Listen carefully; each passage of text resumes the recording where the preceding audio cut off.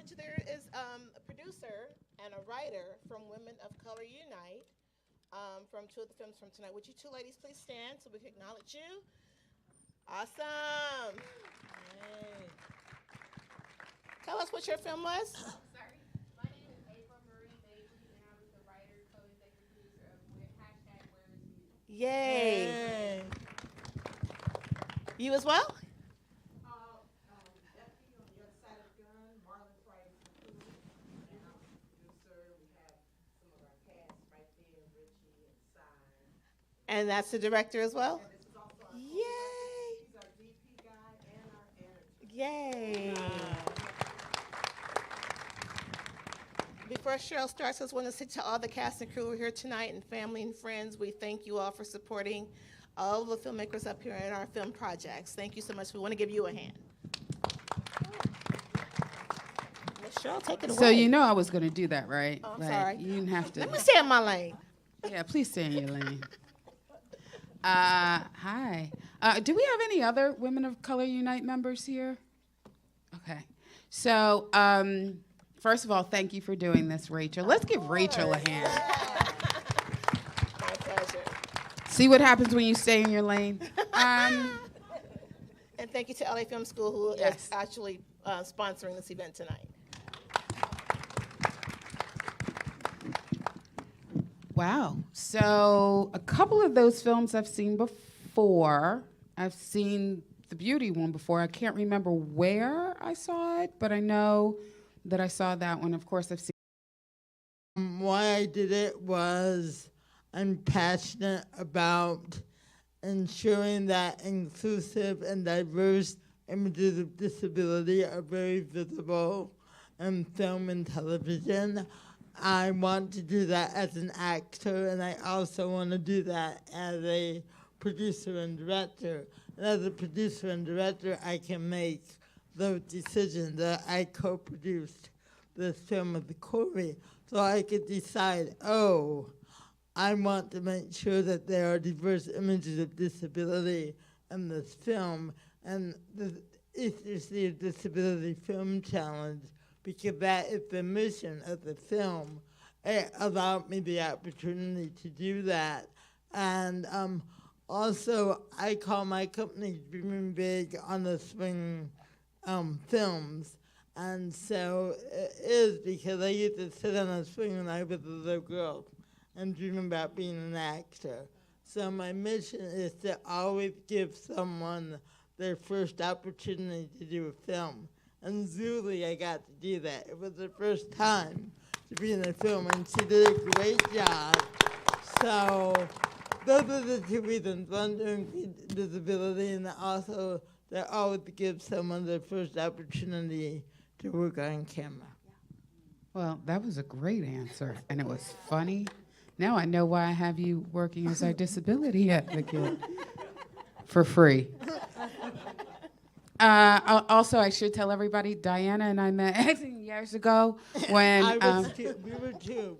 Yes, we were two. Yes. Diana, well, you were two playing a mother? Okay, Diana. Yeah. Okay, so Diana was the mother. It was a short film by Julian Breeze, who helped to co-write When They See Us. Mm-hmm. It was his directorial debut, I believe, a short film. Yes. Diana was the mother. I was the line producer, and my PA, who showed up on set in flip-flops, was Ms. Fanchen Cox now, who's head of development or whatever for Pearl Street, Matt Damon and Ben Affleck's company. So always be nice to people, because you never know. But yeah, she was my PA. Diana was the mom. Yeah. Okay, moving on. Hi, Perez. How are you? Fine, thank you. You're good? I'm good. Okay, so Jess, I'm going to say something about you and Wanjiru, who's sitting next to you. So the two of them just made a movie, a short film through Fox Digital. I believe Boxed, Yours, and Beauty. Yeah. Nobody spoke. Nobody spoke. And I personally love that. I used to teach it sort of the... When he was in Nairobi University in Kenya, they used to have this once a month outdoor blow-up theater, and so he got a love of film in that. So we had, my dad's an architect, and one of his friends who's Indian was a contractor, but he owned a video library, so we'd always get movies from there. And I remember I saw E.T., the extraterrestrial, and I immediately told my father, I want that, I want to do that. And my dad thought I wanted to be a little shit-looking alien.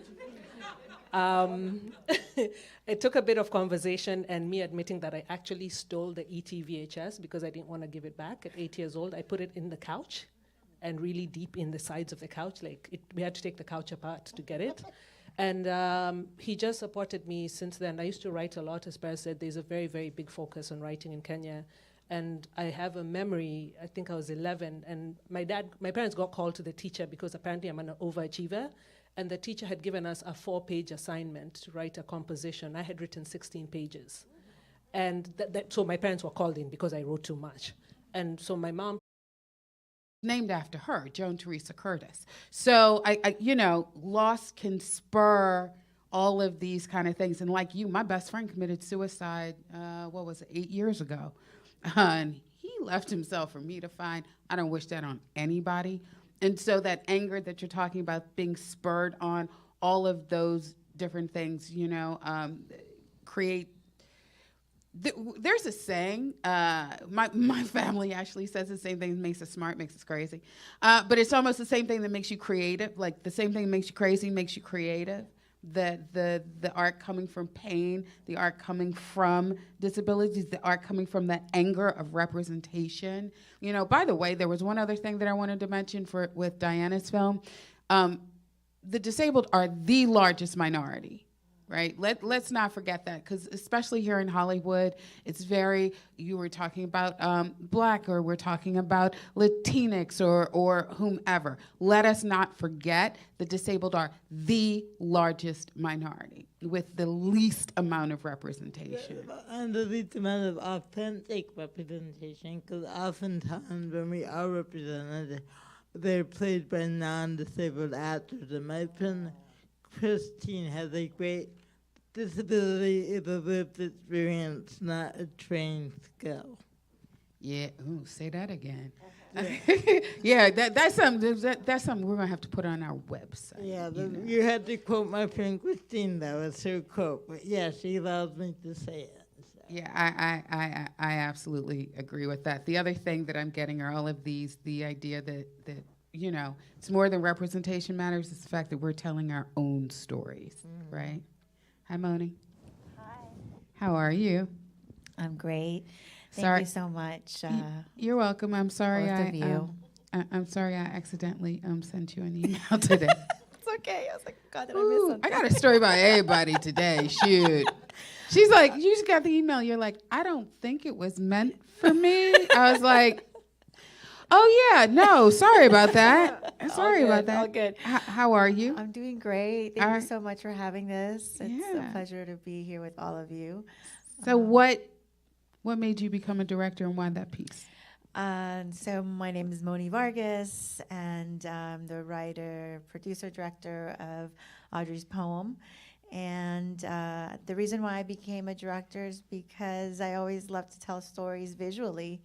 And I started off as a photographer in high school, way back when you had to, print your photos in a dark room. and then that, led me to work in as an associate producer like 20 years ago for Travel Channel and Discovery. That's right, 5 years ago. And then, I started doing a lot of work in the industry, but I wasn't connecting to the subject as time went on. So I bought my own camera, and then I started shooting, and then I just started doing my own projects, very much outside of the system. So I've always been independent, and I've always funded my own projects, which is not the way it's done in Hollywood. So I'm still, I'm learning all the time. I've been doing mostly documentary form and music videos and everything under that short form umbrella. But I really wanted to see if I could dip my foot into narrative and tell a story that with And I wasn't thinking about it. I said, no, I'm about to get this degree and get up out of here, at Full Sail. And then God just kept talking to me about it. And before I knew it, after I walked the stage to get my degree for my bachelor's, I was enrolling right back into Full Sail for my master's in film. And it just happened within weeks, just like that. So fast forward to class, probably my second class in the program. I'm still new as a film student. And 2 instructors from my recording arts program had approached me about a story. And they said, do you know there's a student here on campus who's living in his car? And I was like, what? Like, you don't think about things like that. And come to find out, it was Mr. Wendy. And so it was kind of like our lives are almost parallel, because he had already just graduated with his recording arts as well. And then he had just graduated, or was about to graduate with his master's in film, just like with me. So the stories he and I had were kind of parallel, but what was hitting me in the stomach was, I used to be homeless when I was younger. So it was just like, okay, God, what are you doing here? And so to be approached by my instructors about it, they're like, you need to film this. I'm like, I just started film school. I don't know anything yet. So it's kind of like it was just thrown in my lap to do it. And I felt God pulling at my heartstrings to say, this is why you're here. You're supposed to do this. So no, I didn't know what I was doing. No, I knew nothing about directing. I never directed a film yet. I'm still in film school. But it just happened. So it was just, I prayed on it. And I said, okay, God, whatever you want me to do, I'll make that happen. And as a film student, you don't have money. So it's like, who do I even contact? I just got here. I don't know anybody yet. But the senior classes that were ahead of me, our school is accelerated just like LA Film School. So there's a graduation every month. So we had senior classes ahead of me. And some people from those classes that I talked to about it, they're like, we'll help you. And so my DP, Calvin, shout out to him. He's on the set of Marvel right now filming. He's on the camera team there. But he, along with a few others, they just came together. And then we approached Mr. Wendy about it and asked him, because it's very sensitive, of course, you can imagine, asked him would he allow us to film what was going on. And it took a moment. Like, it was like, no, I'm not doing that. So it took like a lot of prayer. I'm like, God, you told me to do this, but he's saying no. So what you want me to do here? And so, fast forward to, he finally came around and he said, Rachel, okay, I'll do this. And that's kind of what happened. And then he shared with us his story, as you can see through this, through how the churches that he was going to and working for, they were paying for his expenses, car insurance, things of that nature. The government, like he said in the film, was taking care of his education, but he had no money, he had no job, so he had nowhere to live. And so he was living out of his car, and the church was paying for his storage, which is where you saw, that's where he gets groomed at. And he was able to somehow get a gym membership, which is where he would shower and clean up and that sort of thing. And I felt I had to do that story because that's just one of a billion stories out there like that. Yeah. So people, myself included, we take for granted the luxuries that we have. And we complain so much about stuff until we see someone else going through way worse than us. There's always somebody doing worse than us, always. So it charged me to stop complaining about the petty, small things, And so I built this relationship with Mr. Wendy. He's an amazing man. He's a God-fearing man. And I just felt like this is what God just wanted me to do. So film and directing, even whether I wanted to do it or not, this is what he said, this is what you're going to be doing. So that's kind of what happened with all of that. How is Mr. Wendy these days? He's doing well. Okay. He, when he graduated from Full Sail with his master's, he moved to Virginia. He was living out, unfortunately, still in his car at that time. He did share with me that while he was living in a shopping center's parking lot, actually, until he could get himself on his feet. And he told me that a man had approached his car one night and knocked on the window. And the man said, are you living in your car? Because I see you in your car every day. I live across the street. And Mr. Winnie said, yes, I am. I don't have any money. I don't have a job. And so the man said, well, I have an extra room. Ain't nobody living in there. I got space for you. Let's make this happen. And Mr. Winnie moved into the man's home and has since been working for a local church there. And I believe they hired him, and I think he's making some money now. So, yeah.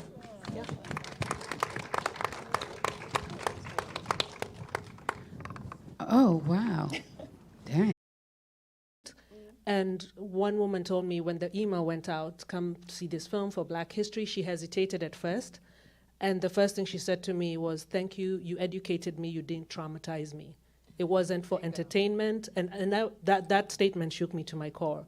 She said, you made me him, you educated me. And she said, I always feel, I didn't set out to manipulate, like it was literally me dealing with the pain I was dealing with. I was angry at my friend. I was angry for a year. I didn't make a film for a year. I didn't write, I was that angry at him, like how dare you leave? But then I had to, my family always says, you may not like each other, but you have to love each other. Whew. There've been some angry moments where you're forced to hug your sibling, but you have to, and in that moment you let it go. So for me, I had to make this film with love because it was also me letting go of him as well. So that's the way that's definitely helped me tell it in a different way. But the fact that she said I educated her and I did not traumatize her, that to me is a very humbling message from someone who saw the film. That thing about traumatizing people, I think it's the same, and Diana and I've talked about this, like, what is it, disability porn? When the idea that you're making somebody else's trauma, it's almost like you do it on purpose, like, you know what I'm saying? Well, a lot of disability porn kind of refers to those inspirational stories. That's the only story we can tell. Inspirational. As opposed to really the true complexity of our humanity. If anyone goes on my Facebook page, you'll see 95% of my posts are about my nephews. Why? Because I'm a very proud aunt. And that's who I am. I'm an aunt, I'm a friend, I'm a this. Disability is part of who I am, but I think when it comes to disability, that always becomes the story of it. There's nothing else we can tell. Or it has to be overcoming an inspirational as opposed to someone being a jerk or someone being, just that is being part of who we are. Also, that comes amazing color inside of them. It's just that thing that identifies us, that marginalizes us, whatever that is, usually becomes what our story is. Right. And there's no other stories we're asked to tell or allowed to tell, as opposed to the complexity of who each of us are. Yep. Okay, No one can tell your story better than you. Exactly. Yeah. Yeah, no, absolutely nobody can tell the story better than you. Oh, okay. I didn't know we were going to take questions, but I'll take one question right now. No, it wasn't that. They were not included. This is the Women of Color Unite members.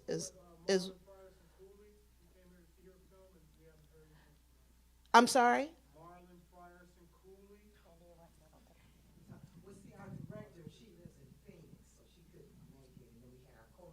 I think he needs to hear you say that. That's what he's asking. Oh. Her answer is right there. She's not the director.